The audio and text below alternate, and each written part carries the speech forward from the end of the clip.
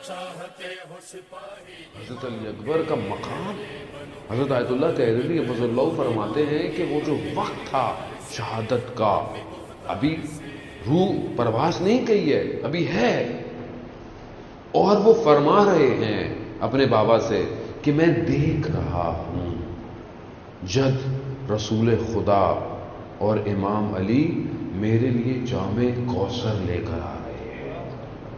وہ کہتے ہیں یہ مقام ہم درک نہیں کر سکتے علی اکبر کا، کیا مقام ہے۔ خب میں اپنے اندر وہ خصوصیتیں عزیزان محترم پیدا کروں۔ جوان ہے، رسول خدا ارشاد فرماتے ہیں کہ جوان کا جو دل ہے وہ پاک ہے۔ ہم اپنے جوانی کی قدر کریں۔ خوب ظاہر ایک وقت آئے گا جوانی گزر جائے گی، اس کے بعد جوانی تو پلٹتی نہیں ہے۔ اسی لیے کہا ہے کہ جوانی کی توبہ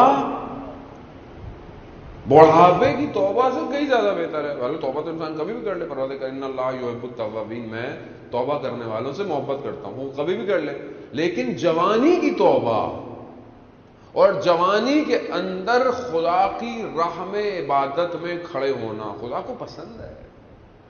وہ بڑھاپے میں تو بہرحال نہیں کہ خدا نخواستہ میں بزرگوں سے کہہ رہا ہوں، لیکن انسان ہوتا ہے وہ بڑھاپے میں اب تو کوئی کام نہیں ہے، ریٹائرمنٹ ہے، چلو مسجد ہی چلتے ہیں، گھر میں تو کوئی سن نہیں رہا، چلو مسجد میں سنا دیتے ہیں دو چار باتیں، ہاتھ میں تسبیح پکڑ لیں گے۔ لیکن جوانی کے اندر شخص اگر تہجد پڑھتا ہو، واہ واہ، یعنی اس کا دل کیا ہوگا کہ جو اپنے رب کے لیے رات کو اپنی نیند کو خراب کرے گا اور کھڑا ہوگا اور قنوت میں کہے گا الاف الاف الاف، پروردگار مجھے معاف کر دو۔ کیا کیا ہوگا اس نے؟ مگر نہیں، شوق لقا ہے اسے، اشتیاق ہے اسے۔ عزیزان محترم، کیونکہ ہماری ڈائریکشن میں یہ چیزیں کم ہو گئی ہیں، تبھی ہم دنیا کے مسائل کا شکار ہیں۔ ہمارے جوان آج اگر الہی ہو جائیں تو پھر انہیں دنیا کی کوئی طاقت نہیں روک سکتی۔ آج اگر جوان پاک ہے، آج اگر جوان گناہوں کے آگے خود گناہوں کے درمیان رکاوٹ بن جائے تو گناہ بچ سکتے ہیں، دنیا بچ سکتی ہے۔ امام کو کس کی ضرورت ہے؟ امام کو کس کی ضرورت ہے؟ امام کو جوان چاہیے۔ مولا کائنات یہی تو ارشاد فرماتے ہیں کہ اپنے بیٹے کو نصیحت کرتے ہیں، امام حسن کو بھی نصیحت کرتے ہوئے کہ یہ جو جوانی ہے، جوانی میں جو دل ہے یہ بالکل اس زمین کی طرح ہے کہ جو کاشت ہوگی وہی جو ہے وہ اگ کے آئے گا۔ یعنی زمین اتنی زرخیز ہے۔ آپ یہ دیکھ لیں، انسان جوانی میں بعض عادتیں ہو جاتی ہیں، اگر نہیں تربیت کر پائے تو بڑھاپے میں انسان سے نہیں چھٹتی، مشکل ہو جاتی ہے۔ ویسے بھی کہا جاتا ہے 40 سال تک اگر انسان اپنی تربیت نہ کر پائے تو 40 سال بعد ایسا نہیں کہ ناممکن ہے، نہیں، مشکل ہو جاتا ہے۔ 40 سال بہت امپورٹنٹ ہے۔ یہ جو جوانی ہے، ہم حضرت علی اکبر کی شجاعت دیکھیں، حضرت علی اکبر کی عبادت دیکھیں، حضرت علی اکبر کی شہادت دیکھیں۔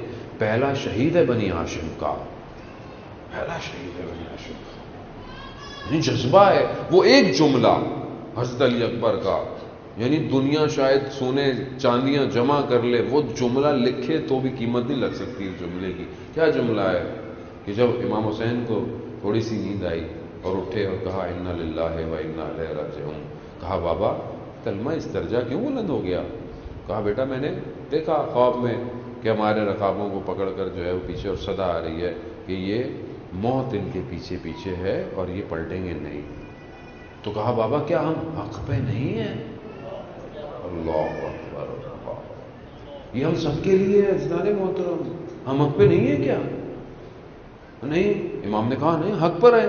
تو کہا بابا کیا فرق پڑتا ہے، موت ہم پر آ پڑے یا ہم موت پر جا پڑے؟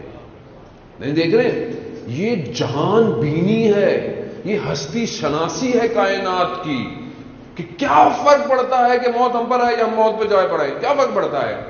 اصل موت فنا تھوڑی ہے کوئی، موت تو ٹرانزیشن ہے، موت تو رزلٹ ہے اور اس کے بعد داخلہ ہوگا. یہ جو سب چل رہا ہے یہ تو رپورٹ کارڈ آئے گی, پھر پتہ چلے گا کہ داخلہ کون سے یونیورسٹی میں ہوا. ابھی تو ہم بڑی محنت کرتے ہیں نا, یہ ٹیسٹ دیتے ہیں, محنت کرتے ہیں, ٹیوشن رکھتے ہیں, پڑھتے ہیں, جی پی اے, یہ فلانی کالج کا ٹیسٹ ہے, فلانے میڈیکل کا ٹیسٹ ہے, یہ ٹیسٹ ہے. کتنی محنت کرتا ہے انسان میٹرک انٹر, اور پھر اس کے بعد پھر محنت کرتا ہے, اور پھر کالج یونیورسٹی کے لیے ٹیسٹ دیتا ہے, پھر کہیں جا کر اس کا کسی اچھی یونیورسٹی میں یا کالج میں ہوتا ہے, پھر وہ اپنی 4-5 سال اور ایجوکیشن حاصل کرتا ہے, پھر وہ کچھ بنتا ہے. یہ سب ٹیسٹ ہے, ٹیسٹ. رپورٹ کارڈ جب آئے گی تو پتہ چلے گا یہ ہم فیہا خالدون میں کہاں جائیں گے. یہ ادھر جائیں گے